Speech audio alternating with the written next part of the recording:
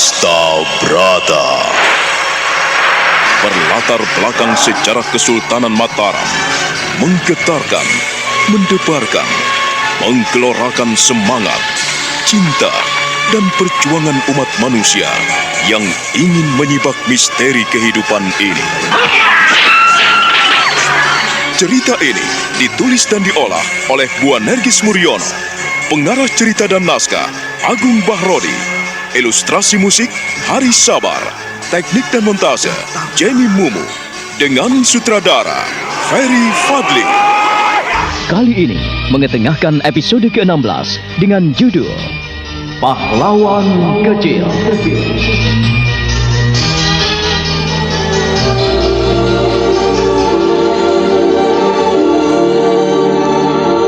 Malam itu, Kanjeng Ibu Suri Ratu Adi menasihati Putri Pandansari, dan ia terharu sekali mendengarkan keputusan Putri Pandansari yang sangat bijaksana dan menyentuh hatinya menanggapi tawaran kakaknya untuk menikah dengan Adipati Pekik. Mudah-mudahan hal ini bisa berjalan dengan baik. Bagaimana jika seandainya Paman Pekik tidak mau, Ibu? Kang Masmu pasti punya cara. Eyang Giri pada saat ini sakit-sakitan. Dalam waktu dekat, ia pasti akan ke Surabaya. Ibu, artinya tidak lama lagi Pandansari akan menjadi istri orang. Itulah perempuan, anakku.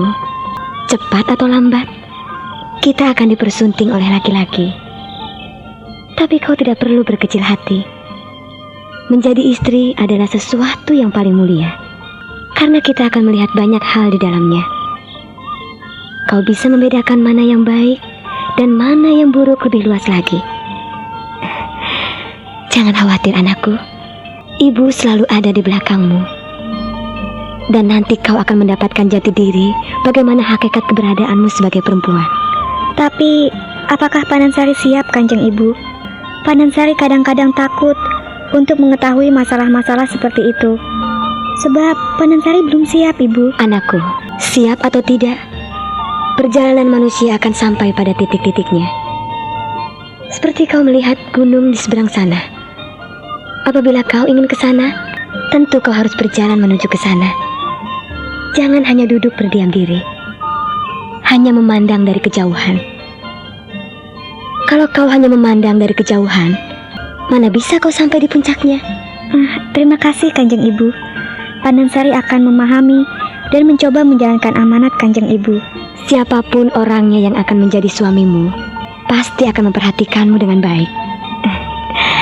Kau cantik sekali, anakku. Kanjeng Ibu.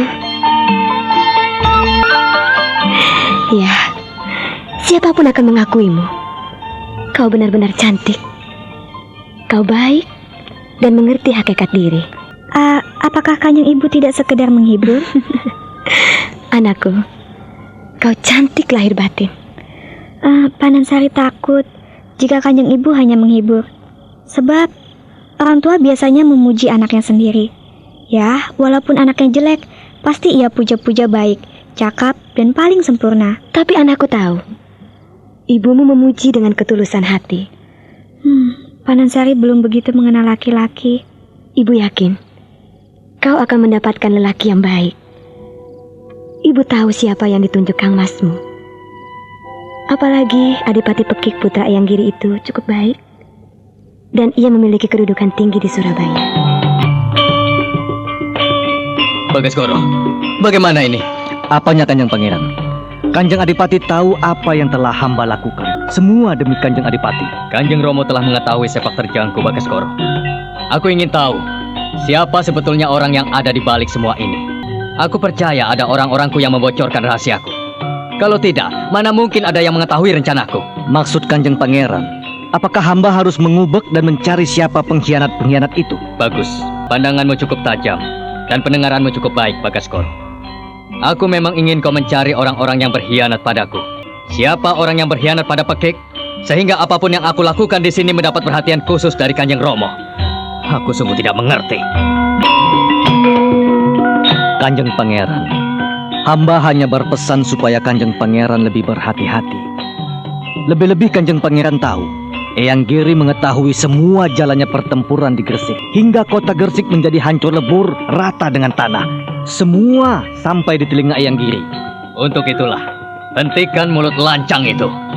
Siapa sebetulnya yang menyampaikan berita ini pada Kanjeng Romo? Adipati Pekik benar-benar geram karena semua rencananya telah sampai ke telinga Eyang Giri Raja yang Agung. Hatinya tidak enak. Setiap langkahnya seperti diawasi oleh orang-orang yang tidak dilihatnya.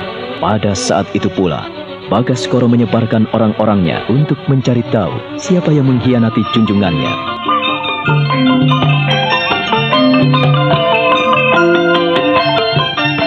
Hamba menyesal sekali karena tidak bisa mengendalikan Pekik. Ia sudah memiliki pandangan sendiri dan hamba tidak bisa menahannya. Maafkan hamba, Eyang Prabu. Kau tidak perlu bersedih, Nyai. Nyai Ratu tahu sendiri. Berapa kali aku memperingatkan Pekik, tapi ia tidak mau mengindahkan apa yang kunasihatkan kepadanya. Aku benar-benar menyesal. Aku merasa bersalah.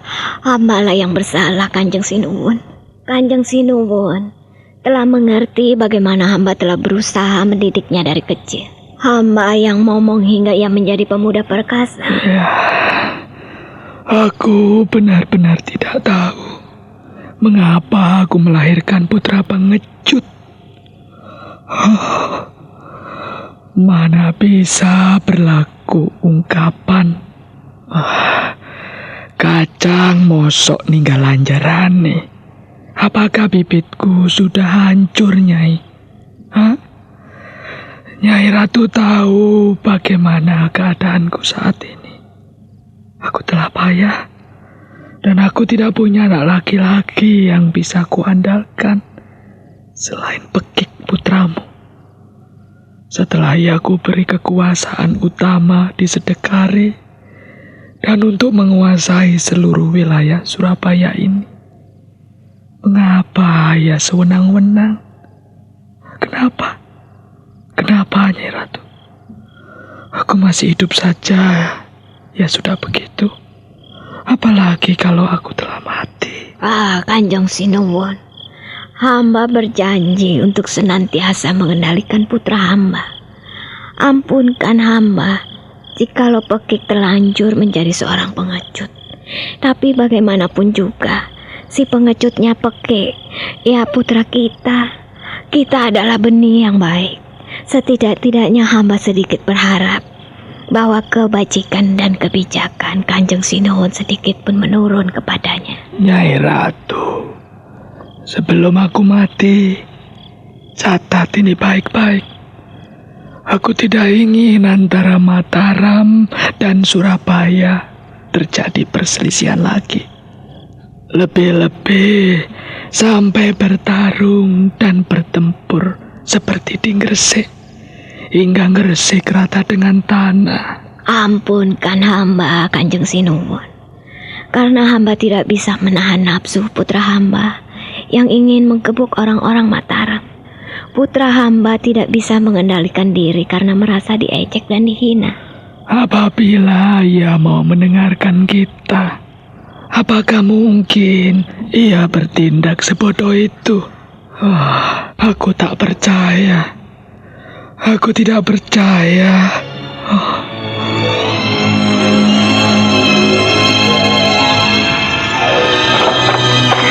Apa, Bagaskoro?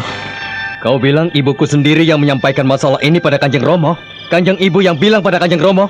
Kanjeng Pangeran, hamba tidak pernah berdusta. Nyawa dan tubuh hamba taruhannya. Kalau hamba tidak berpihak pada Kanjeng Pangeran, mana mungkin hamba membela mati-matian saat Kanjeng Pangeran dikeroyok di medan laga di Palagan Gresik. Ingatlah itu. Ingatlah Kanjeng Pangeran. Hamba bukannya mengolok-olok, tapi ini kenyataan pengabdian hamba pada Kanjeng Pangeran. Hamba sedikit pun tidak berbohong. Hamba mengabdi pada Kanjeng Pangeran dengan ketulusan hamba. Jadi Kanjeng Ibu yang mengkhianati aku.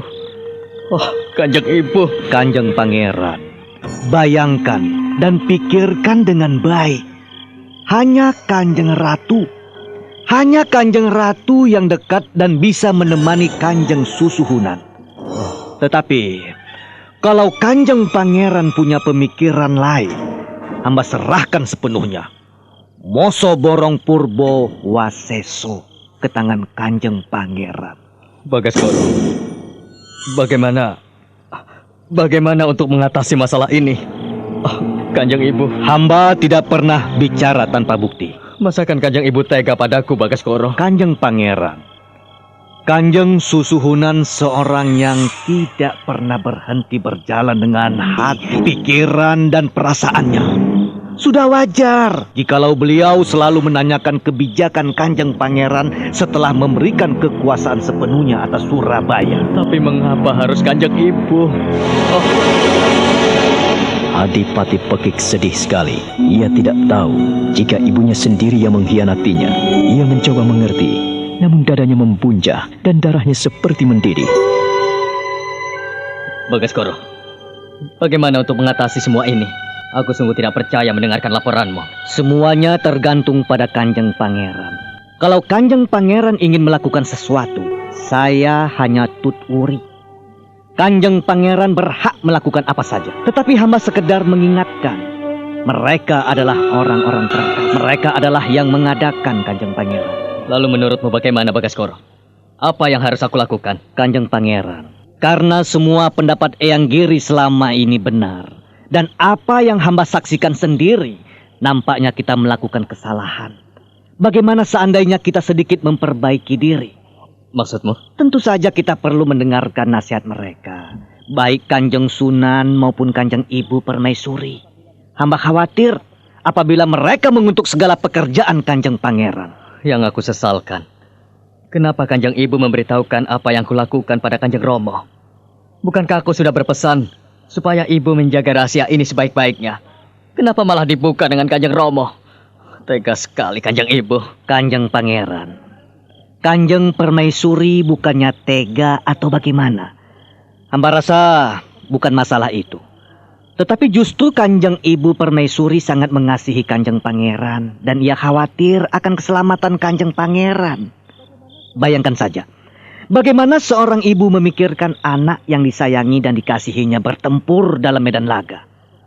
Kanjeng Pangeran. Aku tahu Bagasgoro. Dalam hal ini aku berhutang nyawa padamu. Ampunkan hamba, Kanjeng Pangeran.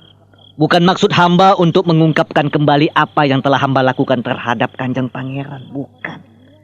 Tetapi semata-mata semuanya demi kebaikan Kanjeng Pangeran sendiri. Hamba ini apa?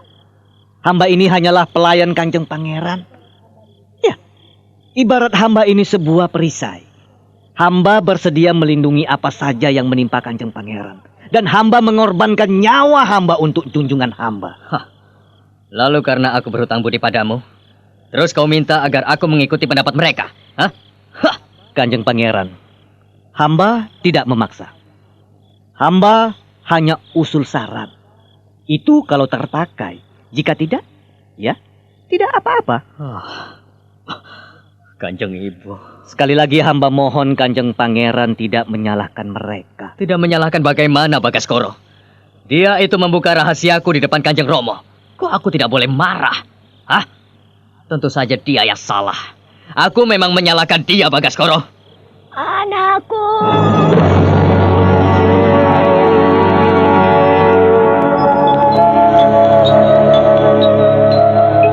Adipati Pekik kaget sekali saat ia mengumpat dan menumpahkan segala amarahnya. Tiba-tiba Nyai Permaisuri muncul di belakangnya dan memanggilnya dengan lembut. Adipati Pekik menunduk dan memberikan hormat sekalipun ia tersipu-sipu. Wajahnya memerah. Kau berhak marah pada ibumu, Ger. Ampunkan hamba, Kanjeng Ibu. Bagus. Kalau kau masih menyimpan kata maaf di bibirmu.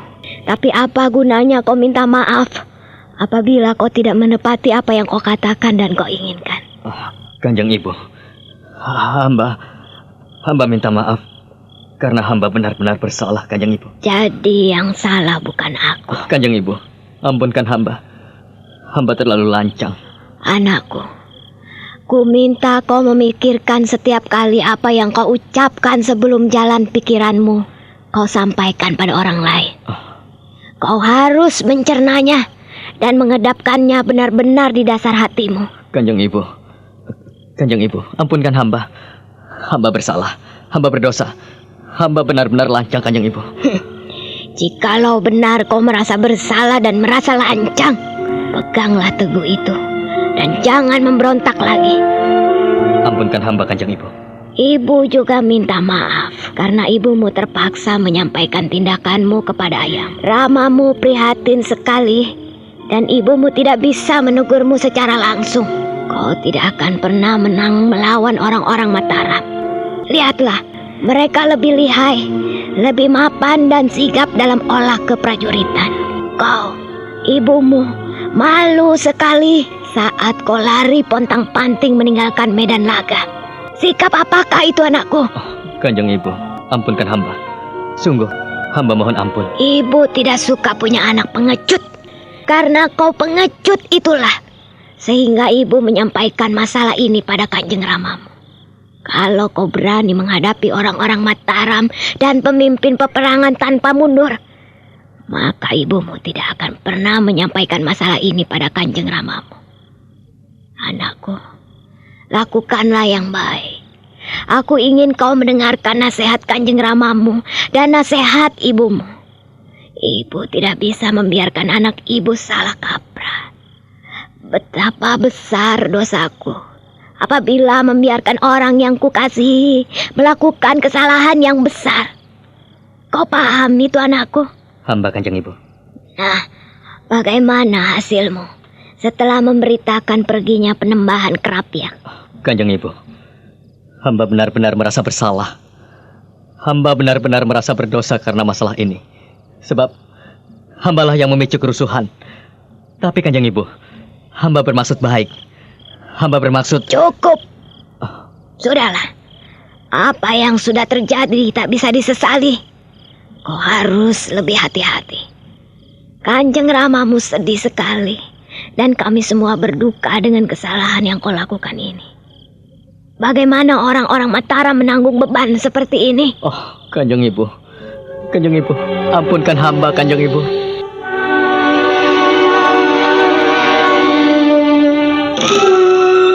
Sementara itu di Mataram, Aji Sukmo sedang mendekati istrinya.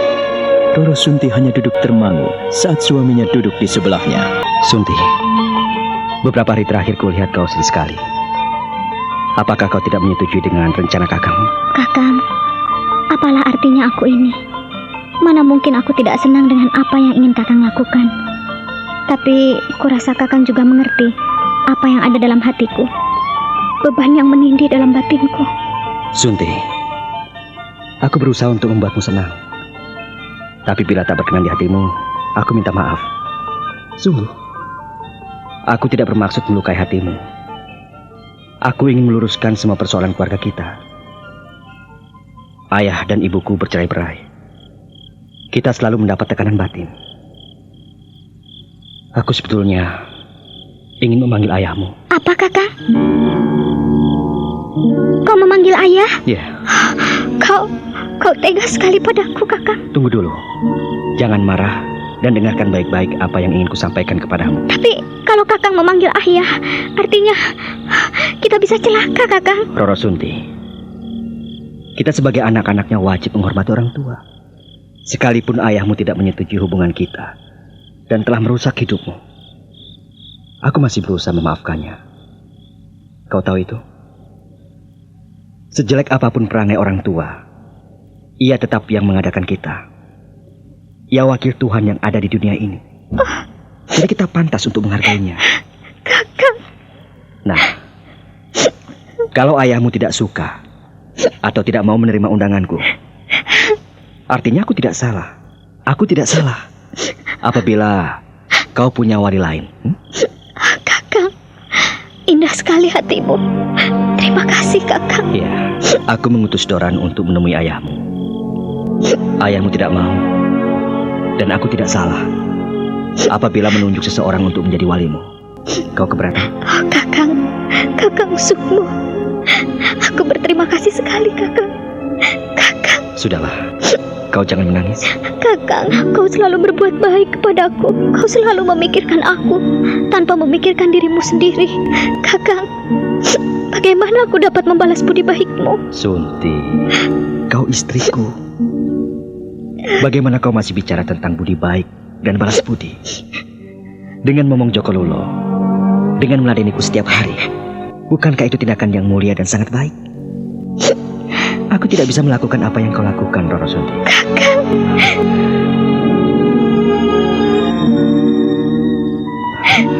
Kau kira enteng merawat anak kecil? Menyusui, memandikan, menidurkan, menenangkan apabila resah, mencuci popoknya. Belum lagi diompoli, belum lagi mengurus makannya, belum lagi ini dan itu. Kau masih mengurus aku. Itu pekerjaan yang rumit dan susah sekali. Seandainya aku ini perempuan, tentu aku sudah mengeluh dan merintih. Aku sangat menghargai pengorbananmu itu. Pengorbanan seorang perempuan yang ingin menjadi ibu yang baik. Kau istriku. Aku wajib membahagiakanmu. Kakang. Rara Sunti.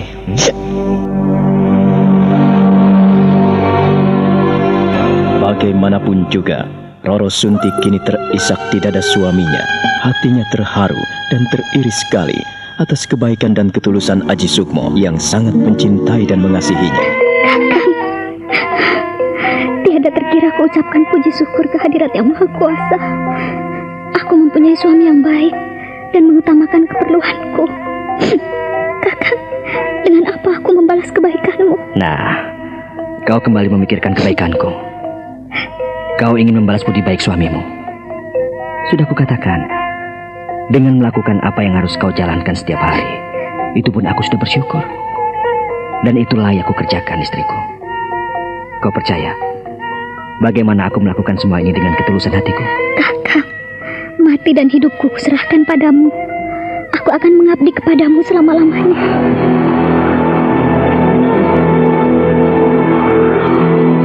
Kakang Sukmo, berikan padaku yang terbaik. Kesuma, terima kasih atas pengertianmu. Sehingga aku bisa membahagiakan Roro Sunti. Tanpa bantuanmu, aku tak mampu berbuat apa-apa. Kakang, kau harus hati-hati. Banyak yang akan menghalangimu dan merintangimu. Maksudmu?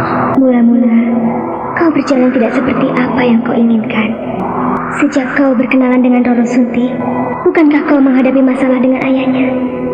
Nah, ku minta kau menjaga diri, Kakang. Kesuma, aku akan menjaga diri. Aku tidak akan membiarkan Ki Srenggi mencampuri urusan ini dan mengacaukan hidup kami. Aku tidak akan pernah membiarkan Ki Srenggi seenaknya.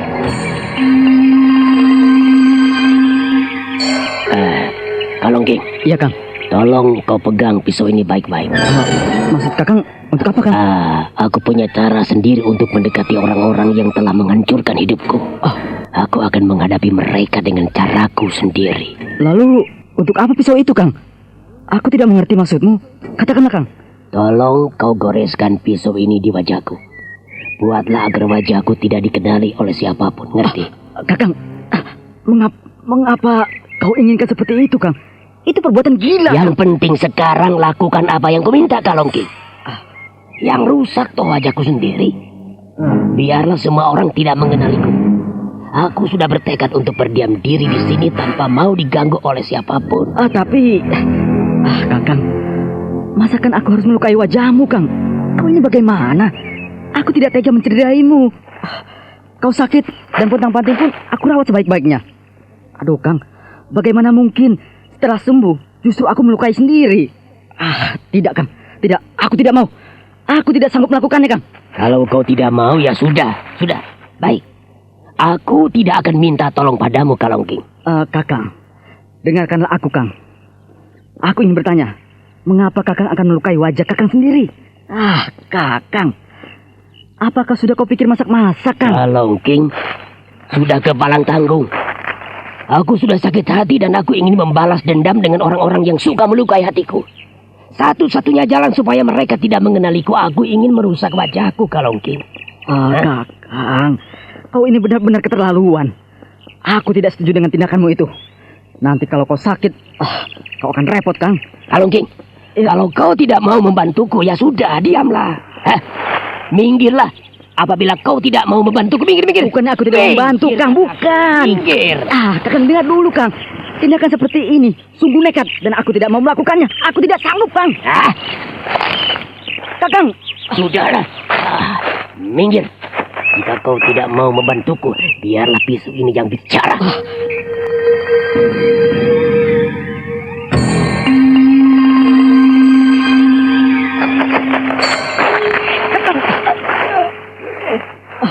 Kakang.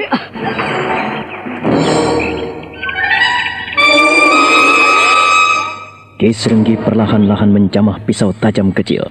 Pisau yang menyerupai palet itu perlahan-lahan sudah mendekati wajahnya. Ia meraba pipinya dan menempelkan pisau tajam itu.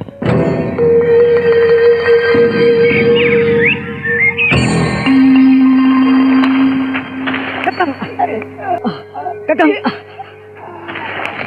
Kang. Srenggi. Oh, wajahmu. Wajahmu leporan darah, Kang. Hentikanlah, Kang. Kang, hentikan tindakan bodohmu itu, Kang. Hentikan, Kang. Hentikan, Kakang. Hentikan tindakanmu itu, Kang. Aduh, Kang. Diam kau. Kakang. Lihat, Kang. Kakang, mengapa wajahmu kau gore seperti itu, Kang? Iya. Kakang. Aku akan melukainya sampai orang benar-benar tidak mengenaliku. Aduh, Kakang, hentikan, Kang. Kakang, hentikan. Mengapa kau sisa tubuhmu sendiri, Kang? Kakang, hentikan, Kakang Srenggi. Hentikan, Kakang Srenggi. Hentikan tindakanmu itu, Kang. Kalongging tidak percaya jikalau Ki Srenggi menggores dan melukai wajahnya sendiri hingga rusak. Darah berceceran dan membasahi wajahnya. Kini wajahnya tertutup oleh darah. Wajah Ki Srenggi sungguh mengerikan. Tolong ambil ramu-ramuan itu, lalu iya, Kang. campur dengan jelaga yang telah siapkan. Ya, baik, Kang. Ya, akan kuambilkan. Cepat, Kalongging. Cepat kau aduk-aduk dan borehkan ke wajahku, cepat. Aduh, Kakang, kau ini bagaimana? Apakah tidak sakit? Kakang, kau selama ini aku rawat. Tetapi mengapa sekarang kau sakiti dirimu sendiri, Kang? Cepat, borehkan. Borehkan ke wajahku. Iya, Kang. Perih sekali, Kalongging. Lekaslah, obati luka di wajahku. Iya. Aduh. Kang, mengapa kau suka sekali mencari penyakit? Wajah bagus-bagus, wajah yang sudah waras. Mengapa kau rusak sendiri? Kakang.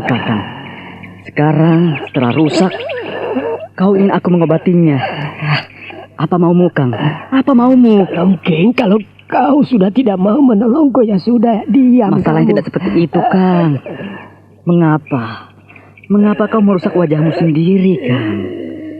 Seharusnya aku sampai tidak bisa bicara apa-apa kepadamu. Kau bisa memikirkan bagaimana kakimu terluka seperti itu. Kaki kananmu sampai jempor, lumpuh. Berjalan pun kau seret, pakai tongkat. Dan sekarang kau lukai wajahmu sendiri. Alah, Kang. Aku ini jadi bingung. Aku bukannya tidak mau menolongmu, Kang. Kalongging, kalau kau sudah tidak mau bekerja sama denganku lagi, ya sudahlah. Aku akan kerja sendiri. Minggirlah. Kau tidak perlu mengerusakku, Kalongging. Minggir! Jangan begitu, Kang. Jangan begitu. Kau jangan sakit hati, Kang. Kalau aku meninggalkanmu, siapa yang akan menolongmu? Baiklah. Akan kuambilkan ramu-ramuan obat yang telah kau tumbuk sendiri. Lalu, untuk apa jelaga ini, Kang? Sudahlah. Kemarikan. Jangan banyak omong kau. Kau ini bikin aku marah saja, Kalongging, ha? Sabar, Kang. Kemarikan! Sabar, Kang. Sabar. Aduh, Kakang ini naik darah melulu. Umpat-umpat mulu. Dibantu marah. Tidak apalagi. Dasar kau dicerewet. Ini, Kang. Mana yang harus aku bubuhkan dulu? Abu jelaga ini atau ramu-ramuan obat ini dulu? Abu jelaga yang kutumbuk itu taruh di wajahku. Iya. Cepatlah. Setelah itu baru kau taruh ramu-ramuan yang telah kutumbuk. Kakang, apakah tidak sakit, Kang? Setelah kau lukai, kau berjelaga. Aduh, Kakang. Nanti kayak apa wajahmu, Kang? Lekaslah, Kalongging, lekaslah. Mau kayak macan, kayak belot. Apa urusanmu? Cepat. Oh iya, baik, Kang. Iya, baiklah, baik. Aduh. Iya, tahan, Kang. Aduh. Bagaimana toh, Kang? Kakang? Oh, perih. Katanya kau suruh bubuhi. Malah sekarang kau teriak-teriak. Aduh, sakit, Kang? Ya sakit. Aduh, namanya saja luka dikasih celaga. Kau tidak sakit, gila kau ini. Aduh, sakit ini ada. Iya. Ini, aku bubuhi lagi atau jangan, Kang? Cerewet amat kau ini kalau gini. Aku jadi jengkel kepadamu. Lekaslah taruh. Apa sih susahnya? Tinggal menaburkan celaga di wajahku saja kau bingung, ha? Iya, baiklah, Kang. Baik. Cepat. Iya, siap ya, Kang ya. Ya. Pejamkan mata ya, Kang ya. Sudah ini, sudah. Iya. Ini akan kutaburkan semua di wajahmu.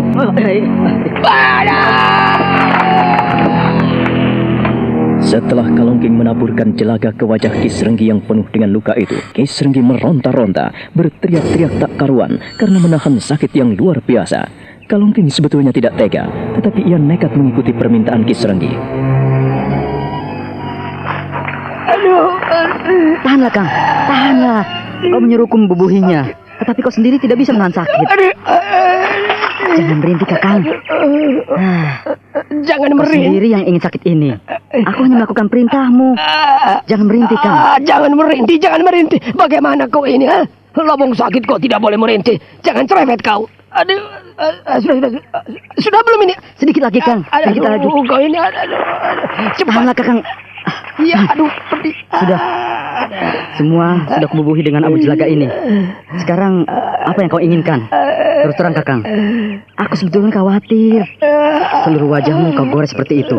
Lalu kau bubuhi jelaga semacam ini. Cepat.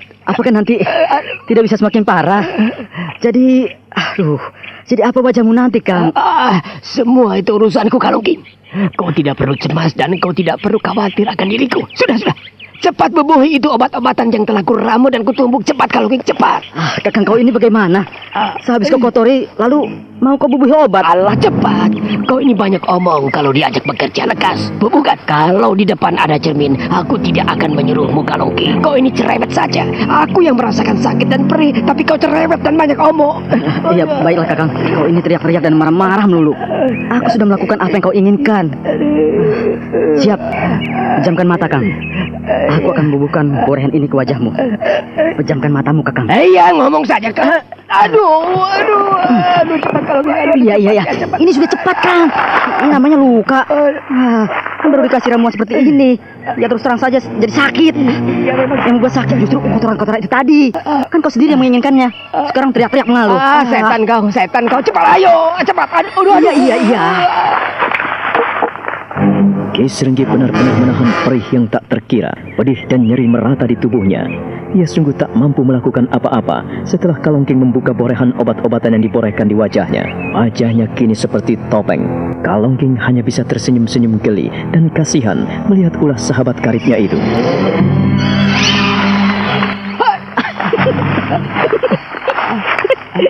Setan alas. Kenapa ketawa kau? Wajahmu kayak topeng. Kayak topeng, ha? Gondolmu amblas gitu. Ada orang sakit diketawakan. Sudah, sana pergi. Jangan lihat aku. Bagaimana aku tidak ketawa, Kang? Atau perlu saya carikan belanga isi air untuk cerminmu, Kang? Atau ayo aku tuntun ke sendang, Kang. Kau lihat wajahmu nanti seperti topeng. Sudah, diam kau. Tak tahu diri kau. Iya, Kang. Maafkan aku, Kang. Aku ngerti kau kesakitan. Tapi setelah begini apa jadinya, Kang? Apa jadinya, Kang? Semua itu urusanku. Kau tidak perlu tahu, ngerti? Kang, wajahmu. Kakak. Sudahlah, sana pergi. Aku mau berdiam diri di sini. Aku tidak suka kau mentertawakan aku, Kalongking. Kau kira apa yang kulakukan ini kebodohan? Hah? Barangkali saat ini kau melihat aku ini orang bodoh dan tolol karena melukai wajahku sendiri. Tapi suatu ketika kau akan tahu bagaimana begitu cemerlang otakku untuk membalas dendam pada orang-orang yang telah menyakiti hatiku. Kau tahu itu, Kalongking? Aduh. Kakang. Iya, Kang. Aku berusaha mengerti, Kang. Kalau begitu ya biarkan saja sini dengan nyeri dan perih di wajahku. Sudahlah, pergi kau. Aduh.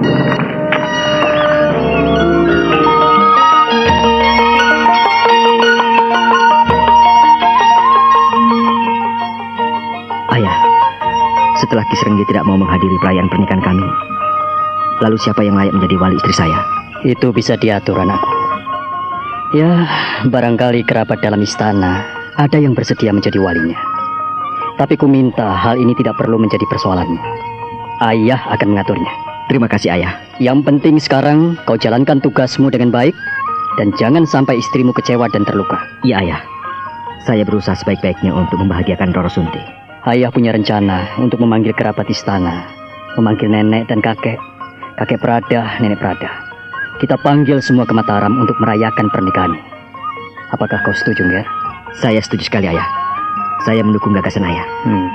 Sukmo. Ya, Ayah. Aku melihat ada yang mengganjal di mata istrimu. Maksud Ayah? Kau dan aku tidak bisa saling mendustai. Kau tentu sudah tahu ganjalan apa yang paling mendasar dalam diri Roro Sunti. Ayah, ia sangat terbeban dengan derita yang ditanggung karena kekejian dan kekejaman ayahnya. Di samping itu ada beban batin yang paling mendasar. Apakah kau sengaja menutupi di depan ayahmu? Ayah, tak ada yang bisa saya tutupi di depan Ayah. Kalau kau sudah tahu begitu, ada baiknya kau luruskan segalanya sebelum semuanya terlambat. Maksud Ayah? Haruskah aku menjelaskan sesuatu yang sudah kau mengerti dan kau pahami? Ayah, Sukmo, kau telah punya 2 istri. Ayah, semua akan tahu. Tak seorang pun yang bisa memiliki kedua pusaka itu tanpa mempersunting Dewi Kesuma.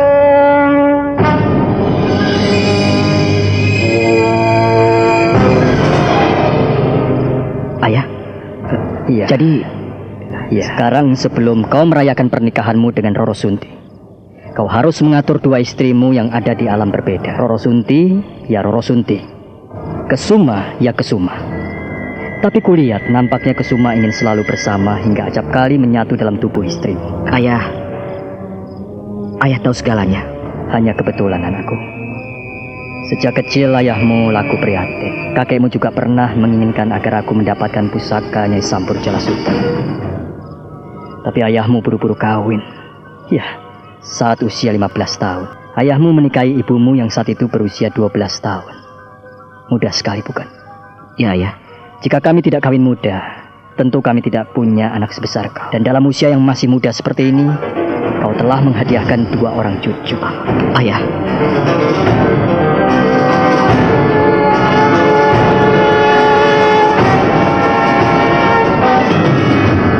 Aji Sukmo sungguh tidak percaya jikalau ayahnya mengetahui segalanya.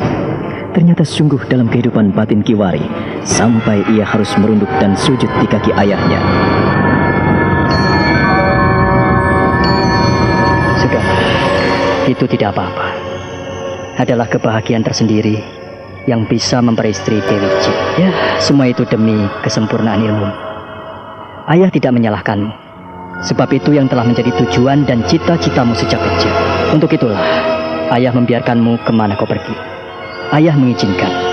Karena ayah tahu kau adalah Wiji Pinili. Ayah. Ayah. Ayah.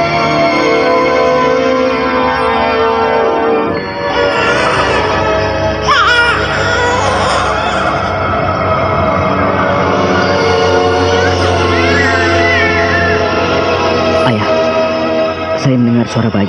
Iya, saya mendengar suara Jokolulo. Iya, ayahmu juga mendengar.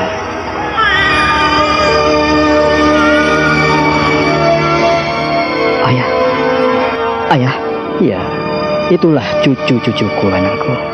Oh, Jokolulo. Jokolulo. Kau. Risan Kusumo, anakku. Aji Sukmo sungguh tidak percaya apabila Cokololo bisa merangkak dari Wisma Kesatrian sampai ke Wisma ayahnya. Padahal jarak antara Wisma Kesatrian sampai ke Wisma ayahnya ada 500 kaki. Ia menggeleng-gelengkan kepala sambil mendekap Cokololo. Di malam yang begitu hening dan mencekam itu, hatinya seakan-akan terguncang. Cokololo anakku. Mengapa kau sampai di sini, Nger? Di mana ibumu, ha? Atau barangkali istrimu ada di luar? Baiklah, Ayah. Aku akan mencarinya. Sunti? Sunti? Rara Sunti? Kau di situ? Sunti? Kau Kesuma. Jadi kau yang mengajak Cokololo kemari. Kau yang mengajak Cokololo dan Risan Kusuma kemari. Iya. Ada apa? Bukankah mereka anak-anak kita? Tapi malam-malam begini mengapa kau ajak Cokololo keluar? Kemarin kau barikan dia di bawah pohon sawo. Dan sekarang kau biarkan Cokololo merangkak sampai di sini. Cokololo tidak merangkak. Aku mendekapnya. Aku kangen. Iya. Aku ingin mengajak mereka jalan-jalan. Kau marah padaku, Kakak? Tidak. Aku tidak marah. Tetapi seharusnya kau bisa melihat bagaimana kehidupan kami di jagat manusia. Malam-malam seperti ini kurang baik untuk anak kecil keluar dari rumah. Kalau di dunia, kau tidak akan pernah mengenal siang dan malam. Semuanya sama. Kakak, aku ingin bersamamu. Bukankah kita senantiasa bersama? Apa yang bisa kulakukan untukmu? Apa yang ingin kau lakukan? Dan apa yang kau inginkan? Aku ingin kita senantiasa bersama. Selalu bersama. Bukankah selama ini kita selalu bersama-sama?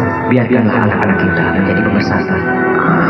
Kakak, Kesuma, ku minta dan ku mohon kepadamu, jangan sekali-kali mengajak Cokololo keluar malam hari. Lebih-lebih tanpa ibunya. Kasihan dia. Kakak, jika ia keluar bersamaku, ia tidak akan kena angin malam. Ia tidak akan kena embun. Aku menjaganya dan aku memeliharanya. Kau tidak percaya kepadaku? Aku percaya kepadamu, Kesuma. Hanya saja, aku ingin supaya orang-orang di sekelilingku tidak curiga akan keberadaan di sisiku. Iya. Tak ada seorang pun yang tahu masalah kita. Jikalau hal-hal ganjil seperti ini senantiasa ku alami di Mataram ini, lalu bagaimana tanggapan orang-orang di sekelilingku? Artinya, Kakak tidak mengakui keberadaanku. Aku butuh perhatianmu. Aku butuh kasih sayangmu, Kakak. Iya, aku tahu itu. Aku selalu sayang dan aku selalu memperhatikannya. Kesuma, Kakak, jagalah dan bawa Cokololo kembali ke kembaliannya. Jangan sampai membuat mereka terbangun jikalau kau ingin menimbulkan masalah besar. Baru saja Aji Sukmo meminta agar Dewi Kesuma mengembalikan Cokololo kembali ke pembaringannya. Tiba-tiba dari kejauhan, datanglah dua orang perempuan yang tergopoh-gopoh berlari kepadanya. Kakak, kau ini bagaimana? Ya ampun, ternyata kau di sini, Ger. Kau membuat kami kebingungan, Sukmo. Mengapa kau membawa anakmu tidak bilang-bilang kami? Tadi ia terbangun dan ibu maupun Sunti terlelap. Saya tidak tega membangunkan ibu dan Sunti. Lalu saya gendong Cokololo dan saya ajak kemari. Kakang, tidak baik membawa anak kecil malam-malam keluar. Kan banyak angin dan embun. Kau tidak tahu itu, Kakang? Iya, tapi tadi Cokololo tidak mau tidur. Ia bermain-main sendirian. Aku kasihan kepadanya. Daripada ia bangun sendiri dan kau tidur. Ibu juga tidur lelap. Alangkah baiknya jika aku gendong. Ku ajak jalan-jalan kemari. Kakeknya juga kangen. Sudah malam, Kakang. Ayo kita pulang. Atau barangkali Cokololo ingin menginap di sini? Bagaimana, Ibu? Kita menginap di sini? Lalu prihatin bagaimana? Ia sendirian di kesatrian. Kalian boleh menginap di sini. Aku yang akan menjemput Prihatin. Bagaimana? Tapi ia tidur, Kakang. Kasihan kalau kita bangunkan. Aku akan menggendongnya. Sunti, gendonglah Cokololo. Ya, biar aku yang mengambil Prihatin. Tidak apa-apa. Biar ayah saja, Sukmo. Kau keloni anak dan istrimu. Tidurlah di dalam. Di sini dan di kesatrian sama saja. Nini, kau tidur di sini? Baiklah, Kakang. Kalau itu yang kau inginkan. Aku akan menjemput Prihatin. Kalau ia masih tertidur, aku akan menggendongnya.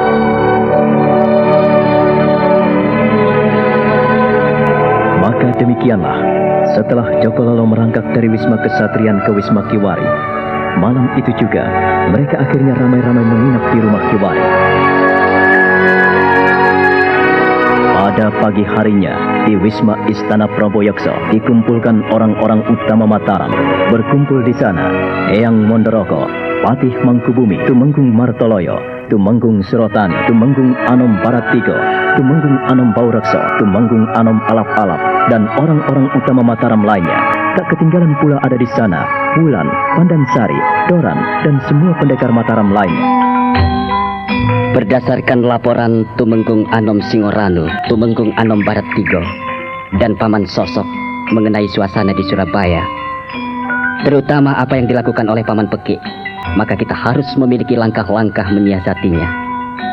Untuk itu, mulai saat ini, saya ingin Mataram mengibarkan panji-panjinya lebih tinggi, agar dilihat oleh seluruh rakyat Mataram dan seluruh rakyat Jawa Dwipa ini.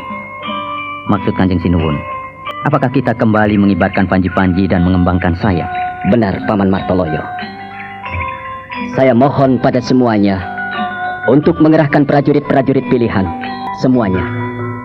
Dan sebagai pemimpin operasi lapangan, masih saya tunjuk Paman Martoloyo. Kasinggihan Ingkang Sinuwun.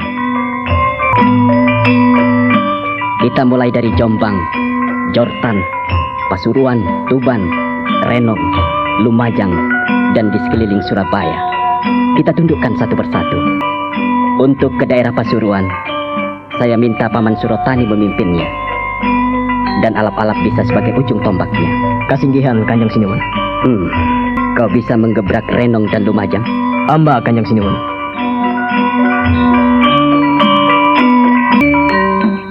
Dan pada waktu yang sama, Paman Surotani harus memperingatkan Paman Kapulungan yang saat ini menjadi pepatih di sana, menyerah tunduk atau diratakan dengan tanah. Operasi besar-besaran Kanjeng Sinuwun. Iya. Operasi ini harus dilakukan satu persatu. Bereskan daerah-daerah yang menjadi wewengkon Surabaya. Kita tundukkan, tapi satu yang kuharap, jangan sekali-kali masuk wilayah Surabaya. Bagaimana dengan rencana saya ini?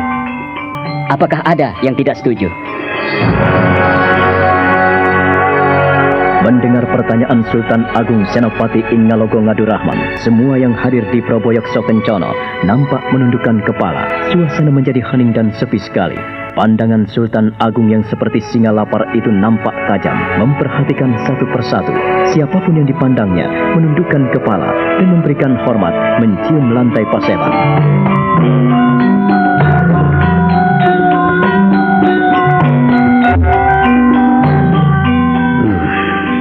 Bagaimana Eyang Buyut Mondorogo? Barangkali Eyang Buyut bisa menanggapi rencana hamba ini. Menurut Eyang Buyut, kalau memang hal ini sudah direncanakan dengan matang, apa salahnya jika dilakukan? Ya, walaupun dalam hati kecil Eyang sebagai orang tua sangat mengkhawatirkan dan mencemaskan keadaan. Sejak muda hingga setua ini, Eyang selalu melihat darah berceceran. Eyang Buyut, hamba mohon ampun karena hamba hanya menanggapi apa yang dilakukan dan direncanakan oleh Paman Pekik. Hamba tidak mau Mataram diremehkan, itu saja.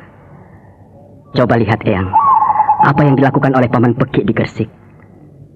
Dia sendiri yang mengkhianati Eyang Buyut Giri, bukan kami putra-putra Mataram. Ya, kalau itu yang Buyutku inginkan, agar Sultan bisa melihat lebih jauh. Tapi apakah saatnya telah tepat, Ger? Dalam hitungan amba, menurut Pawukon Jawa, dumununging Pawukir Binatoro, pada bulan-bulan seperti ini sangat tepat untuk melakukan sesuatu dan arah yang paling tepat adalah ke timur. Untuk itu, kita bisa melakukannya. Bukankah begitu, Eyang Buyut? Dumununging Pawukir Jawi, Gunging Binatoro. Ya, Pawukon yang melambangkan kebesaran dan keagungan. Memiliki arti bahwa sesuatu yang tinggi, agung dan besar, yang dilambangkan dengan pawukir, ukir, gunung atau arti, memang masa yang paling bagus. Awal dari segalanya bisa menimbulkan kemujuran dan kemakmuran, serta kebesaran yang terungkap dalam istilah Binatoro. Melingkupi segalanya, Buyut bisa menerima dan mengerti. Tapi Eyangmu Mangkubumi barangkali bisa memberikan pendapatnya juga. Terima kasih atas pandangan Eyang Buyut yang seluas samudra raya.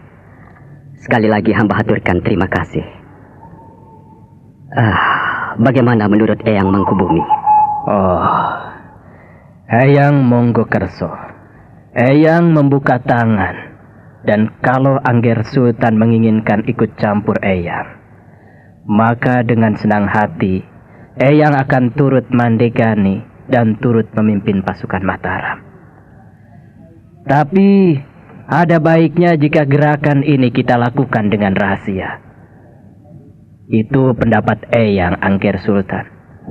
Dengan kata lain, kita tidak hanya memperhitungkan pawukon, tapi juga perhitungan berencana yang benar-benar matang. Lebih-lebih semua ini akan mengundang perhatian Eyang Giri yang agung.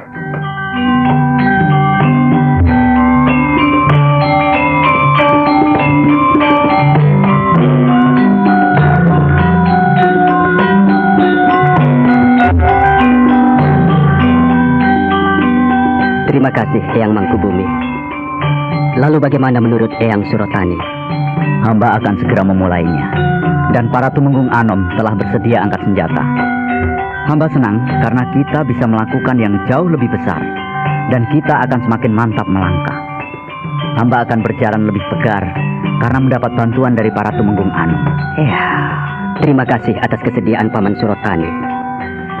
Lalu bagaimana dengan Paman Purboyo? Anak Mas Prabu, saya akan memimpin pasukan Mataram menggebuk Malang. Saya akan menggebuk dari arah barat, membantu Paman Surotani, dan saya akan meminta agar pasukan yang dipimpin oleh Paman Martoloyo menggebuk dari arah utara. Bagaimana Kanjeng Tumenggung Martoloyo? Bagaimana dengan usulan Paman Purboyo? Hamba Kanjeng Sinuwun, Kasinggihan, hamba setuju dan itu akan membuat kami lebih perkasa. Sebab pukulan-pukulan yang telak akan diterima oleh sasaran-sasaran kami. Dan untuk Kang Mas Aji Sukmo juga bisa membantu di garis depan. Jikalau mungkin saya sendiri juga akan turun tangan dengan 50 Serikandi Mataram yang dipimpin Den Ajeng Wulan dan Pandan Sari. Apakah saudara-saudara setuju? Kasinggihan Kanjeng Sinuwun, hamba akan tetap mengangkat pedang apabila Kanjeng Sinuwun menginginkannya. Dan hamba tetap ada di belakang Kanjeng Sinuwun. Pandan Sari? Purbowaseso, Kang Mas Prabu. Hamba senantiasa siap. Tunjukkan kemampuanmu untuk Bumi Pertiwi. Hamba, Kang Mas Sultan. Tapi... Katakan Dimas, jangan sungkan-sungkan. Hamba tidak setuju jika Kang Mas Sultan turut ke medan laga. Mengapa kau keberatan, Dimas Pandan Sari? Kami masih sanggup menghadapi gejolak orang-orang timur. Sementara Kang Mas Sultan masih diperlukan Kawulo Mataram. Jadi biarkanlah kami saja yang maju dulu. Hamba sangat setuju dengan pendapat Kanjeng Putri Pandan Sari. Mohon menjadi pertimbangan. Jadi aku harus tetap di sini. Kasinggihan Kanjeng Sultan. Pendapat Kanjeng Putri bisa yang beliau terima.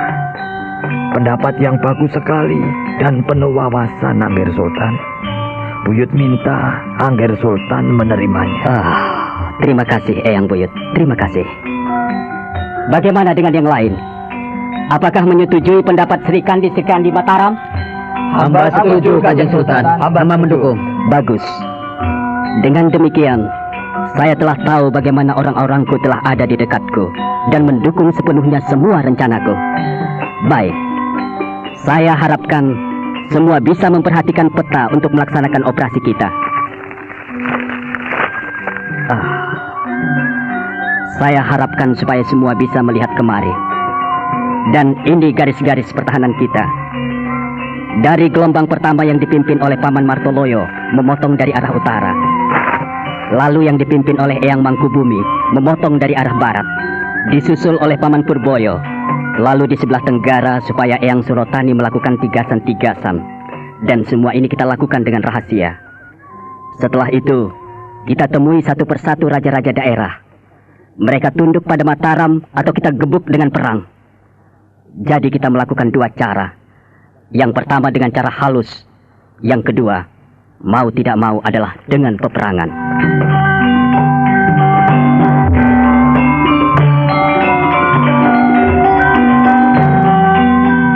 Demikianlah Sultan Agung Senopati Inggalogo Ngadurahman memulai tindak kekerasannya.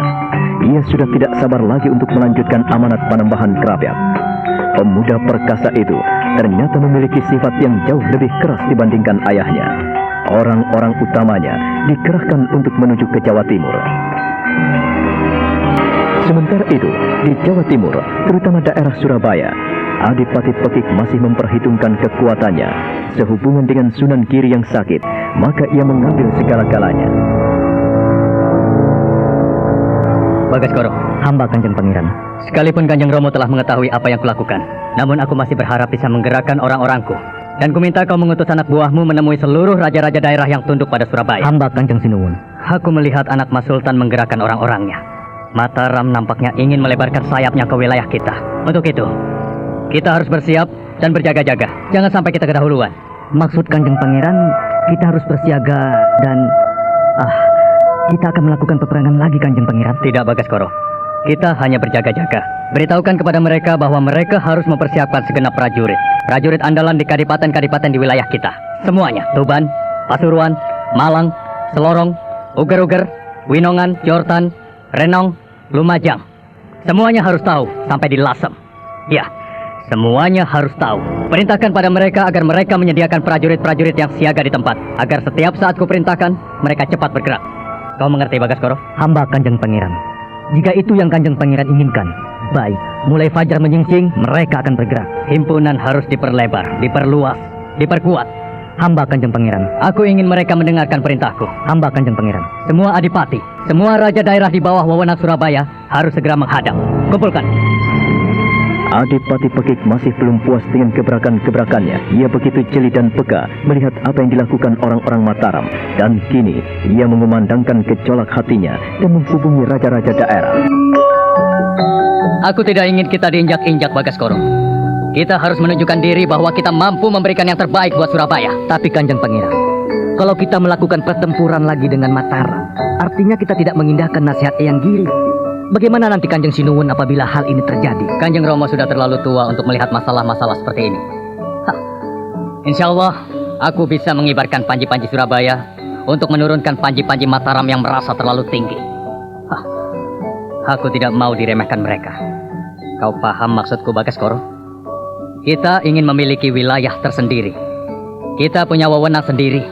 Dan kita punya kebijaksanaan sendiri. Apakah kita harus tunduk begitu saja? Tidak, bukan? Aku tidak mau seperti itu. Sekalipun aku menyanggupi apa yang disampaikan oleh Kanjeng Romo. Tapi kalau Kanjeng Romo membiarkan orang-orang Mataram berkeliaran dan memaksa kita untuk bertekuk lutut, maka aku tidak sependapat denganmu. Aku akan tetap menghadapi Mataram dengan pedang.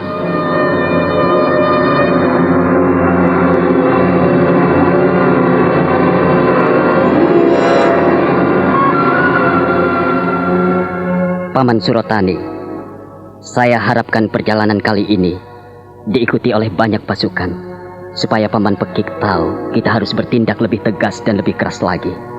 Dan catat ini baik-baik. Siapapun yang ikut berperang dan maju ke timur, apabila ia mundur, harus dibunuh. Kasinggian, Kanjeng Sinuwun. Hamba akan melaksanakan tugas ini sebaik-baiknya. Jika pasukan sudah siap, segeralah berangkat. Hamba Kanjeng Sinuwun. Perhatikan, untuk pertama kali Pasuruan. Tetapi Pasuruan yang belakangan, Pasuruan kali ini dipegang oleh Paman Tumenggung Kapulungan. Ia ada di bawah pengaruh Paman Pekik. Kalau bisa, dia harus kita teror.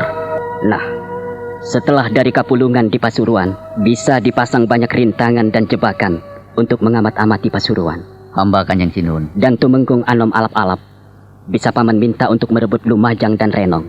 Di sini saya sudah memberitahukan pada Paman Ronggo, Eyang Panji Wirobumi, Eyang Panji Sumirang, dan Kiai Demang. Mereka ada di pihak kita dan bisa manfaatkan sebaik-baiknya. Apabila Tumenggung Anom Alap-Alap bisa merebut Lumajang dan Renong, maka Mataram akan menembus Pasuruan. Barat Tigo dan Bahu Rekso bisa Paman minta memperhatikan Malang. Di sana Adipati Pekik memegang peranan. Ya, Paman bisa menghadapinya, dan jangan sampai Paman salah langkah. Hamba Kanjeng Sinuwun. Hamba akan senantiasa menjalankan titah paduka. Besok pagi-pagi saat fajar menyingsing, kami akan berangkat. Paman Surotani tidak perlu tergesa-gesa. Jangan buru-buru, Paman. Besok Paman bisa membunyikan Kiai Guntur Geni. Bunyikan meriam 3 kali. Dan kumpulkan prajurit-prajurit utama Mataram di alun-alun Mataram. Segala sesuatunya bisa berjalan dengan baik. Bicarakan masalah ini dengan Paman Tumenggung Martoloyo. Hamba Kanjeng Sinuwun. Ya, jangan sampai rencana yang telah kita bicarakan ini meleset. Ingat, Saya telah menunjuk seseorang untuk mengamati jalannya peperangan ini.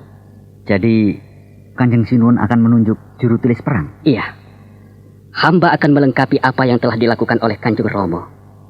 Hamba akan meneliti siapa saja yang bertempur dengan sungguh-sungguh atau yang pupuk bawang. Baiklah, Paman Surotani. Saat ini juga Paman bisa melaksanakan. Hamba Kanjeng Sinuwun. Hamba mohon diri. Assalamualaikum. Waalaikumsalam. Setelah Tumenggung Surotani meninggalkan Praboyaksa Kencono, maka Sultan Agung Senopati ing Ngalogo Ngadurahman memanggil Raden Joyo Suponto menghadap ke tempat pribadinya.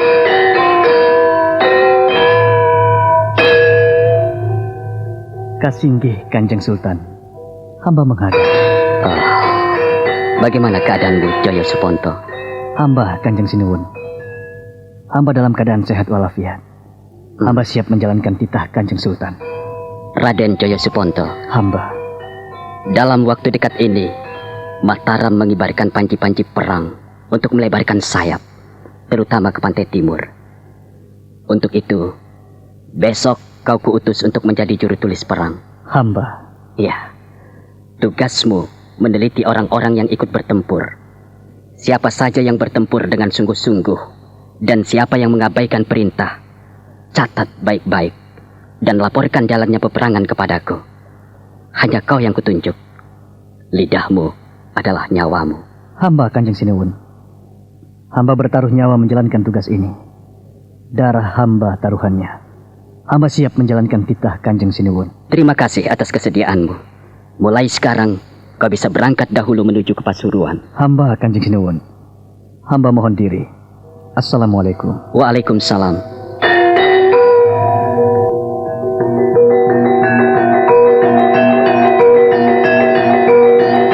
Setelah Raden Joyo Suponto undur dari hadapan Sultan Agung ing Ngalogo Ngadurahman, maka junjungan Mataram itu memanggil adik kandungnya, Putri Pandansari dan Wulan sang Dewi Maut.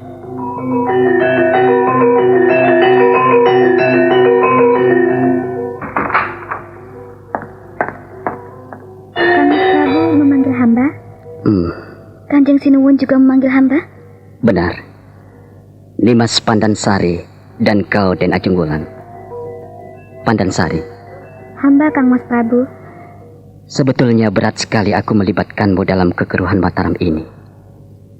Tapi bagaimanapun juga, aku sangat percaya kepadamu dan kepada kau Den Ajeng Wulan. Hamba Kang Mas Prabu. Hamba Kanjeng Sinuwun. Untuk sementara, kusampaikan dulu apa yang kusampaikan beberapa malam yang lalu.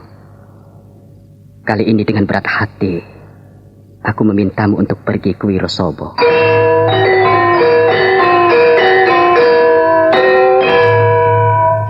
Ke Wirosobo? Iya. Nimas Pandansari harus pergi ke Wirosaban bersama Den Ajeng Wulan. Selidiki keadaan di sana. Perhatikan gerak-gerik Paman Wirosobo dengan Patih Probo Pramono. Saya ingin agar kalian benar-benar mengetahui apa saja yang dilakukannya dan sejauh mana gerak langkahnya berada di bawah kekuasaan Surabaya.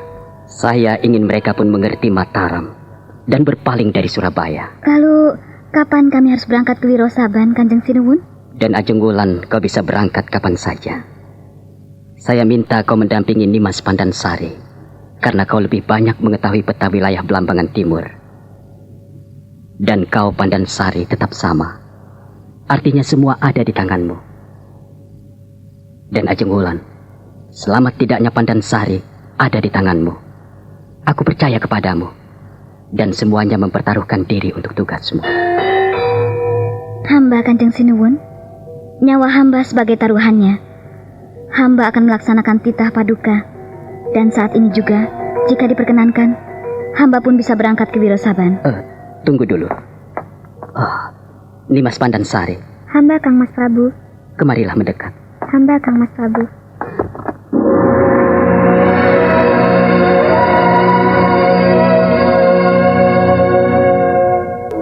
Sebelum melanjutkan kata-katanya, Sultan Agung Senopati ing Ngalogo Ngadurahman mengambil sebuah kotak, membuka perlahan-lahan, lalu mengambil selendang sutra di dalam kotak mungil itu.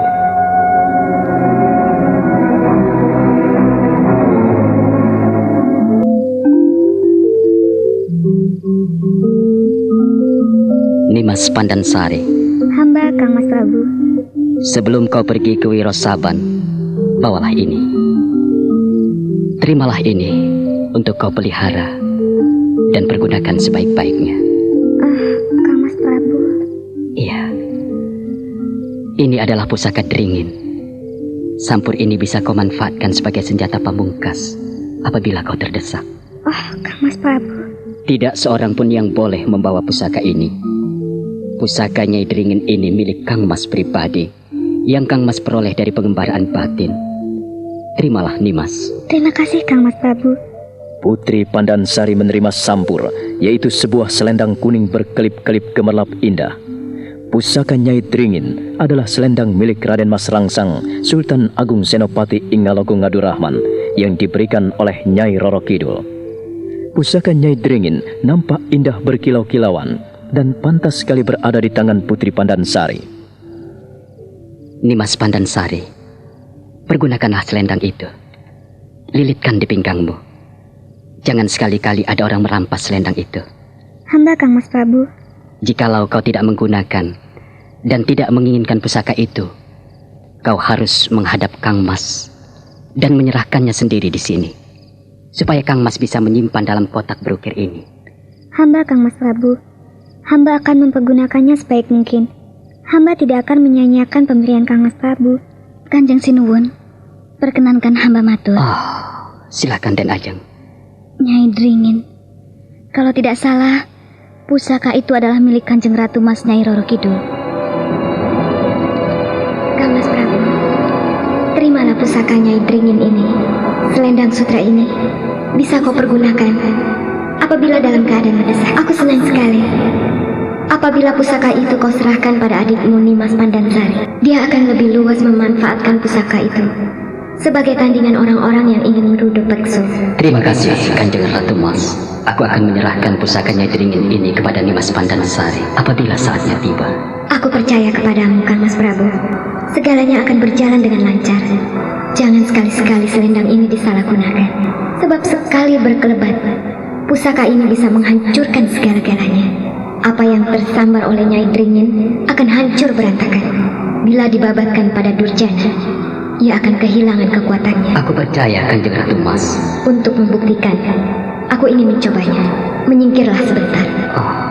Lihatlah, batu besar di ujung sana. Aku akan mengibaskan selendang ini dari sini. Menyingkirlah sedikit, Kang Mas Prabu. Baik, Nimas Ratu. Nyai Dringin, tunjukkan keperkasaanmu. Tunjukkan kebesaranmu. Nyai Dringin.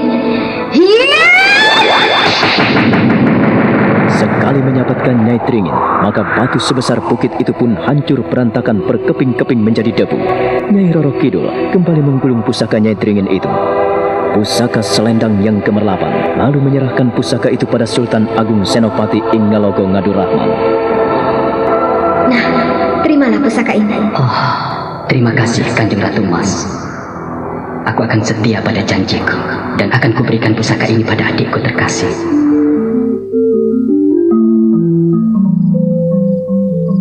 Itulah, memang benar. Pusaka itu milik Kanjeng Ratu Mas Nyai Roro Kidul. Hanya kalian berdualah yang kuberitahu secara pribadi. Walaupun banyak orang memahami masalah ini, tetapi saya mohon kalian merahasiakannya. Hamba memegang janji Kanjeng Sinuwun. Dan kau, Nimas Pandansari. Hamba Kang Mas Prabu. Karena kau yang membawa pusaka itu, maka hati-hatilah. Pusaka itu taruhannya nyawa.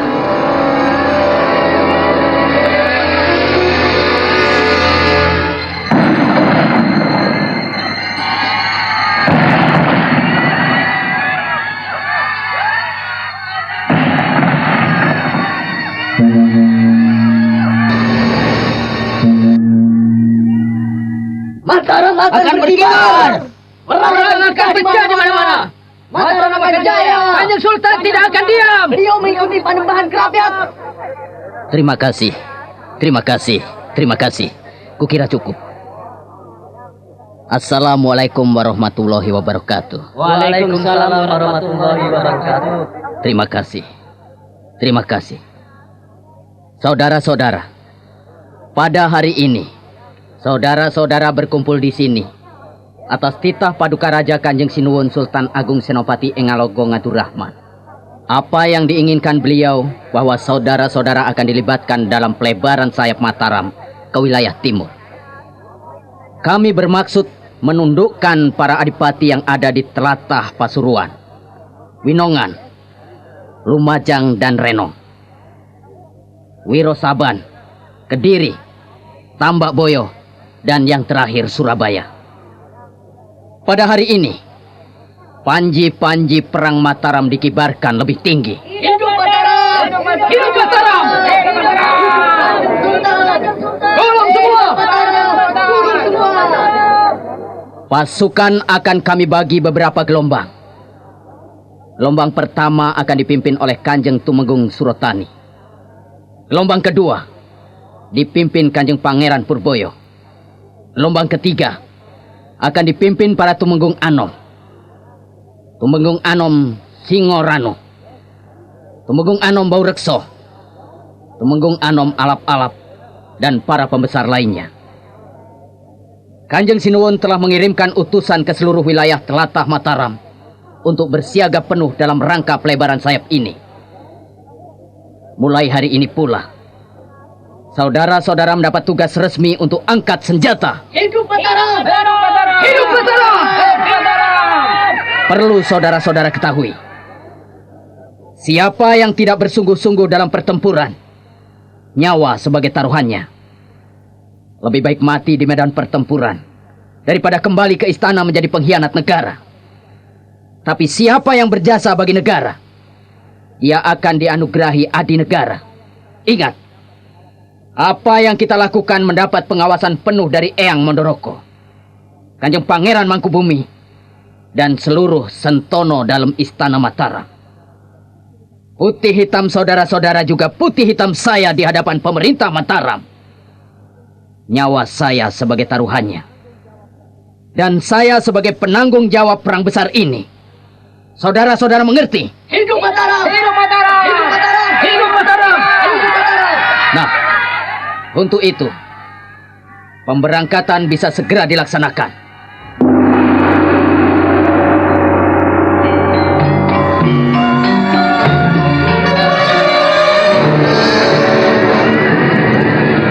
Prajurit Mataram setelah mendapat instruksi dari Tumenggung Martoloyo pada hari itu juga berangkat gelombang demi gelombang menuju ke arah timur. Tujuan utamanya adalah Pasuruan. Mereka membawa pedang, tombak, panah, dan berbagai macam perlengkapan perang. Tumenggung Martoloyo ada di baris depan, lalu diikuti barisan Tumenggung Surotani, Pangeran Purboyo, dan para sentono dalam yang lain.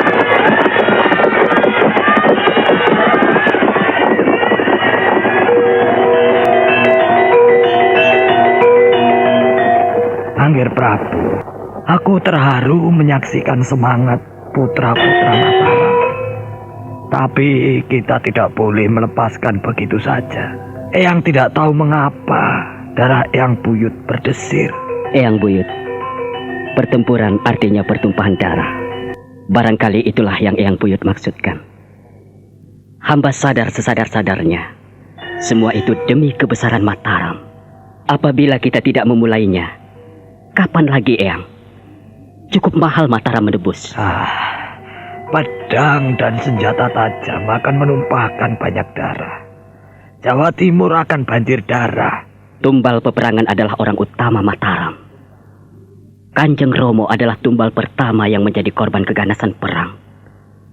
Walaupun secara tidak langsung diakibatkan oleh luka-lukanya sendiri.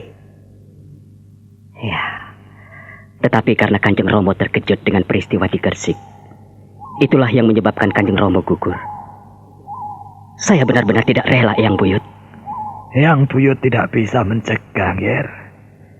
Semuanya telah terjadi dan kita telah mulai.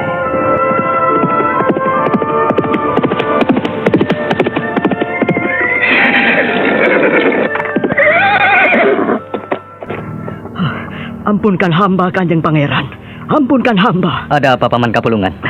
Legakan napasmu dan minumlah lebih dulu. Kanjeng Pangeran, orang-orang Mataram menuju ke timur. Aku tidak kaget lagi, Paman Tumenggung. Apakah beritaku sudah sampai ke tanganmu? Hamba, Kanjeng Pangeran, hamba telah menerima utusan Kanjeng Pangeran. Hamba sudah menghimpun, menyiapkan prajurit-prajurit pilihan.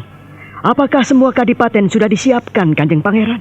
Kalau di tempatku sudah, artinya di Besaki, Gresik, Demangan, Giri, Tuban, Sedayu, Wirosaban, Lasem, Lumajang. Semua sudah kuberitahu. Bahkan besok pagi mereka akan kumpul di sini untuk mempertahankan harga diri. Kanjeng Pangeran, puluhan ribu pasukan Mataram. Apakah kita mampu menandinginya? Paman Tumenggung, kenapa harus ragu-ragu lagi? Di Pasuruan, apakah sudah kau siapkan prajurit-prajurit pilih tanding? Kalau kau sudah mempersiapkan seluruh anak buahmu, kau tidak perlu takut. Lalu bagaimana dengan Kanjeng Pangeran sendiri? Kalau Paman Tumenggung menginginkan aku datang ke Pasuruan, besok pagi setelah pertemuan dengan seluruh adipati bawahan Surabaya, aku akan ke sana. Terima kasih atas kemurahan hati Kanjeng Pangeran. Hamba akan menunggu. Dan hari ini pula hamba akan kembali ke Pasuruan untuk mempersiapkan segala sesuatunya untuk Mapak Mataram. Tumenggung Kapulungan segera menghaturkan sembah dan kembali menuju ke Pasuruan dengan berkuda seperti orang kesurupan. Adipati Pekik lalu memanggil orang-orang kepercayaannya, dan keesokan harinya seluruh raja daerah bawahan Surabaya berkumpul di Surabaya. Nyai Ratu, ada apa? Ku dengar rame-rame. Ada apa? Putranda Pekik menghimpun dan memanggil seluruh raja Adipati. Oh, Pekik mengadakan pertempuran lagi? Oh, Kanjeng Sinuwun, hamba belum tahu. Nanti kalau sudah jelas, hamba akan memberitahukan segalanya pada Kanjeng Sinuwun. Nyai Ratu, jangan sampai terlambat. Beritahukan pada Pekik. Aku tidak berkenan. Aku tidak merestuinya apabila dia angkat senjata. Tolong, panggilkan orang-orangku di bukit. Hamba, Kanjeng Sinuwun, hamba akan segera mengutus prajurit menuju ke tempat tinggal Pati Ulama. Terima kasih. Barangkali Adimas Panembahan yang harus melanjutkan keulamaanku. Aku rasanya sudah penat. Beritahukan pada Adimas Panembahan agar pelebaran dan penyebaran agama Islam tetap dikumandangkan, dan pesankan pada Adimas Panembahan jangan sekali-kali angkat senjata dengan Mataram. Mataram adalah adik semangnya dan mengibarkan panji-panji keulamaan. Hamba, Kang Mas Prabu, hamba akan menyampaikan seluruh titah Kanjeng Sinuwun, dan hamba akan menegur anak Mas Pekik. Sang permaisuri lalu mencium tangan Raja Giri yang agung. Ia menuju ke tempat tinggal putranya, Adipati Pekik.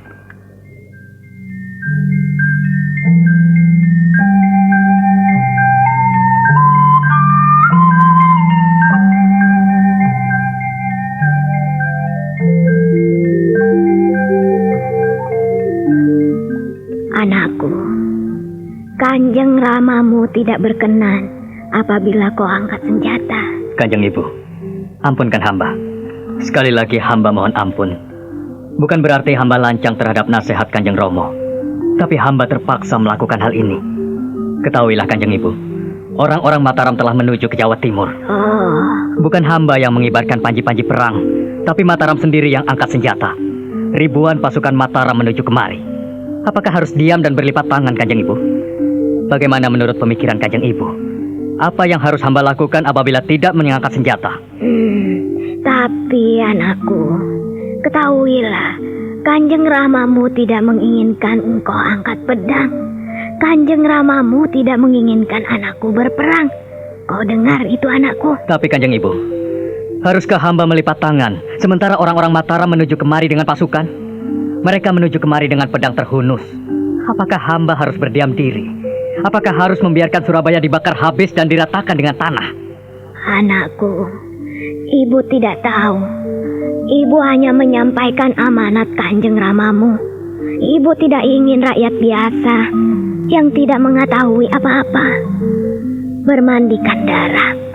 Yang jelas, Kanjeng Ramamu tidak ingin kau mengulangi kejadian di Gresik.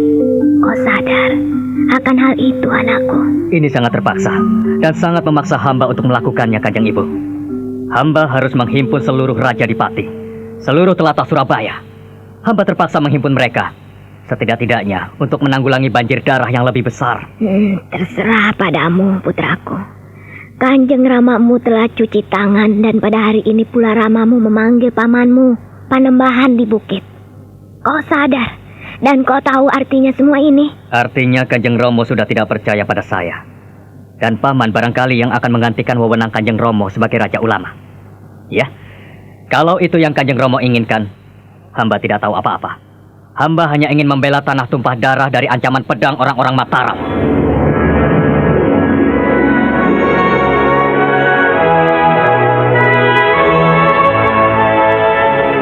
Kanjeng Pangeran, kita bisa binasa.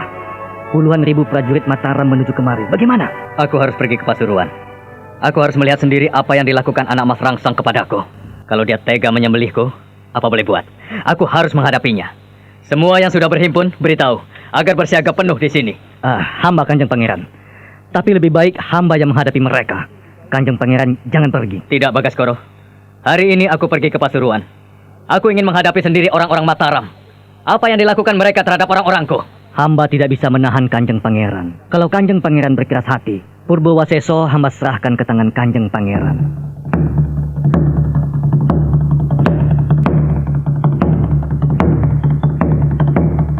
Pada hari itu pula, Adipati Pekik meninggalkan Surabaya menuju ke Pasuruan di tempat tinggal Tumenggung Kapulungan yang telah menyongsong orang-orang Mataram. Orang-orang Mataram pun telah sampai di Renong dan Lumajang. Apa yang dilakukan prajurit-prajurit Mataram sungguh amat mengerikan.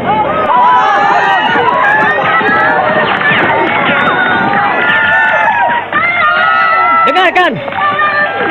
Serahkan harta benda kalian dan tunduklah kepada kami. Apabila kalian melawan, tetapi apabila kalian menurut apa yang kuinginkan, maka kalian akan selamat. Kosongkan seluruh rumah dan keluarlah. Semua laki-laki maupun perempuan, keluar. Yang menentang akan kami sembelih di depan kami. Ayo keluar.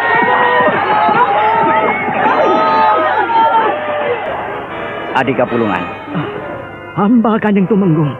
kuperingatkan kepadamu, kau tunduk pada Mataram atau Pasuruan ku bumi hanguskan. Kanjeng Tumenggung, hamba ini hanya alat dan hamba hanya seorang bawahan. Hamba belum bisa menjawab, Kanjeng Tumenggung. Baik, kalau begitu, ini peringatan dariku. Kalau kau tidak segera menjawab, jangan salahkan aku. Bila prajurit-prajurit Mataram menjarah rayah seluruh rakyatmu, di mana junjunganmu? Aku ingin melihat hidung Adipati Pekik. Aku ingin melihatnya di sini. Apabila kau tidak menunjukkannya kepadaku, jangan tanya dan jangan panggil aku. Aku Surotani, utusan Mataram, dan akulah yang membawa puluhan ribu prajurit Mataram kemari. Lihatlah, desa Renong dan Lumajang telah hangus. Mereka diporak-porandakan oleh orang-orangku. Semua ini untuk memperingatkanmu sebelum aku menggebuk Pasuruan. Kanjeng Tumenggung Surotani, hamba belum bisa menjawab sekarang. Hamba akan berusaha mempertemukan Kanjeng Tumenggung pada Kanjeng Pangeran Pekik. Lidahmu ku pegang Kapulungan. Hari ini juga aku ingin melihat junjunganmu. Kalau kau terlambat, pusaka ini yang bicara. Kasinggihan Kanjeng Tumenggung Mataram yang agung, ampunkan hamba. Hamba hanya sekedar pepatih di Pasuruan ini. Adimas Tumenggung Kapulungan, saya hanya memperingatkanmu. Kau berpihak pada Mataram atau berpihak pada anak Mas Pekik? Kanjeng Tumenggung Surotani yang hamba hormati, sebab bukankah Kanjeng Pangeran Pekik merupakan putra junjungan Kawula Jawa Eyang Giri yang agung? Paman Kapulungan, jangan salah kaprah. Adimas tahu bahwa Pekik bukan putra kandung Eyang Giri yang agung. Oh, Kanjeng Tumenggung, harus kau ketahui, ketika terjadi pralaya di Surabaya, Raden Joyolengkoro beserta dua istrinya, Sang Ratu Mas dan Ratu Wirosaban, telah meninggal dunia. Lalu Pangeran Pekik yang masih kecil diasuh oleh Eyang Giri, dibawa ke Sedekari di bukit. Apakah Adimas Kapulungan mengingkari hal ini? Ampunkan hamba, Kanjeng Tumenggung, sebab hamba tidak tahu masalah itu. Yang hamba tahu, Kanjeng Pangeran Pekik adalah putra Priagung Raja Ulama Eyang Giri yang agung. Kalau ia adalah putra Eyang Agung, tidak akan sepicik dan sepengecut dia. Aku tahu, dia ada di sini. Sekarang tunjukkan kepadaku di mana junjunganmu itu. Aku tidak akan pernah menghormati Raden Jayalengkoro jika anaknya menjadi pengecut. Kau tahu itu. Eyang Giri memeliharanya dari kecil dan sekarang ia tidak akan pernah menghormatinya. Karena wiji pinilih Eyang Giri tidak tertanam pada Pekik. Karena memang Pekik bukan anak Eyang Giri. Kau harus mengetahui masalah ini, Adimas Kapulungan, sebelum terlanjur. Ampunkan hamba, Kanjeng Tumenggung. Untuk masalah itu, hamba tidak tahu. Yang hamba tahu, hamba hanyalah seorang pepatih di sini yang dipercaya Kanjeng Pangeran Pekik untuk memimpin wilayah Pasuruan yang menjadi wewengkonnya. Baiklah, kalau itu yang kau kehendaki, Adimas Kapulungan.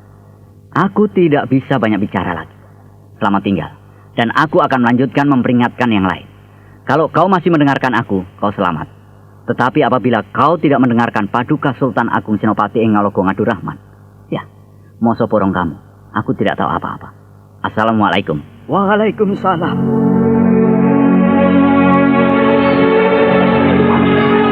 Hancurkan!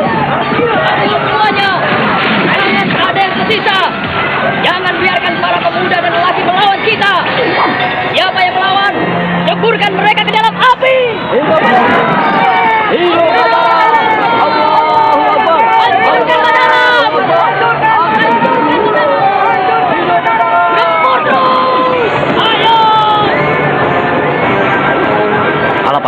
Kita harus bereskan semuanya. Kita selamatkan harta benda dan kita bawa perempuan-perempuan ini sebagai tawanan. Baik, Baratigo. Kita akan jalankan semua ini. Renong sudah kita rampas habis. Lumajang pun. Barangkali sebentar lagi akan rata dengan tanah. Aku ingin tahu sejauh mana yang dilakukan oleh Pekik. Singoran. Kau benar-benar seperti singa. Kau benar-benar seperti singa. Akan kutumpas habis orang-orang yang menentang Mataram. Dan aku akan memberikan pelajaran pada Pangeran Pekik bahwa Mataram sangat tajam taringnya. Patahkan semuanya! Hancurkan! Prajurit-prajurit Mataram makin ganas, garang sekali, menghancur leburkan apa saja yang ada di depannya. Mereka merampas harta benda, menyeret para perempuan yang tunggang langgang dan lari meninggalkan anak-anak dan suaminya. Dengan gampang sekali, orang-orang Mataram menundukkan Renong dan Lumajang. Winongan, Renong, dan Lumajang sudah kita duduki. Semua ada di bawah kekuasaan kita. Mereka tidak bisa memberikan perlawanan yang berarti. Bagus kalau begitu. Artinya, kita bisa menjalankan gerakan kita selanjutnya. Aku akan melaporkan masalah ini pada Kanjeng Sinuwun. Dan aku tidak melupakan jasa-jasa kalian, Singoranu dan kau Alap-Alap. Hamba Kanjeng Tumenggung Sepuh. Kuminta kau Baratigo. Hamba Kanjeng Tumenggung Sepuh. Dan kau Alap-Alap. Hamba Kanjeng Tumenggung. Kuminta kalian tetap di sini. Gunakan akal yang lebih jitu sebelum kalian meninggalkan Winongan. Kuminta saudara-saudara membuat rintangan-rintangan di Winongan untuk mengawasi Pasuruan. Aku sudah memperingatkan Kapulungan. Apabila ia masih tetap berkeras hati, maka apa boleh buat. Kelanjutannya aku serahkan pada kalian berdua. Hamba Kanjeng Tumenggung. Nah, kulihat sendiri gebrakan-gebrakan pertama ini sangat berarti. Aku akan menemui Kanjeng Pangeran Mangkubumi yang ada di Kediri. Dan aku akan segera kembali ke Mataram menyampaikan pekerjaan dan tugas kita kepada Kanjeng Sultan. Jadi, kalian kutugaskan di Winongan. Buat rintangan-rintangan sebanyak mungkin untuk mengawasi Pasuruan. Hamba Kanjeng Tumenggung.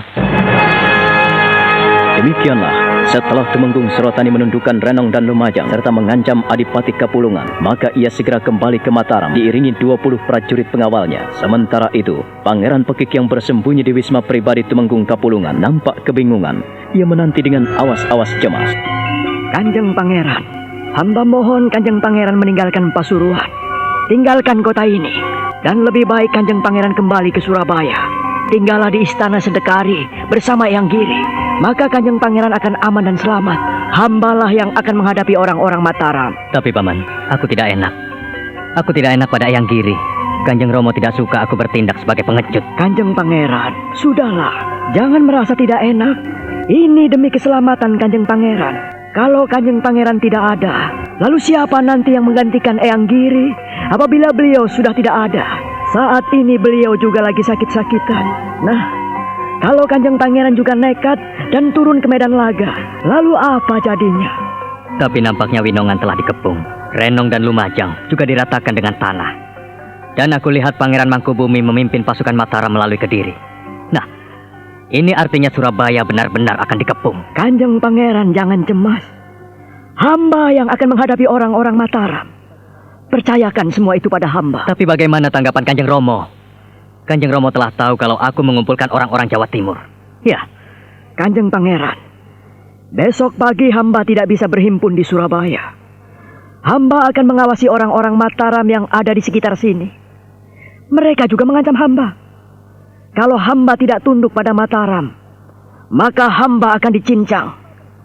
Tetapi hamba bersedia menyerahkan nyawa hamba demi keselamatan Kanjeng Pangeran.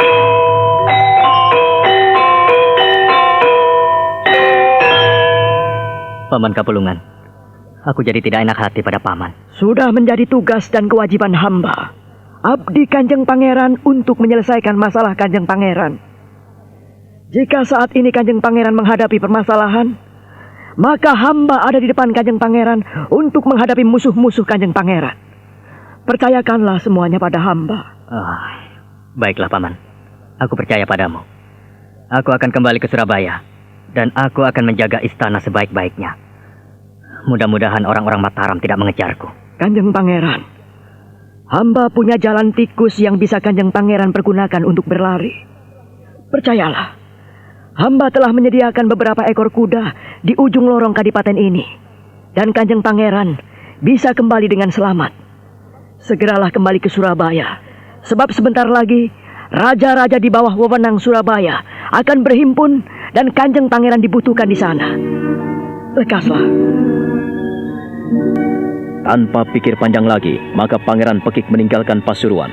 Ia menyerahkan seluruh wewenang di Pasuruan kepada Tumenggung Kapulungan. Tumenggung Kapulungan tersenyum nyinyir saat Pangeran Pekik meninggalkannya melalui lorong jalan tikus yang dipergunakannya.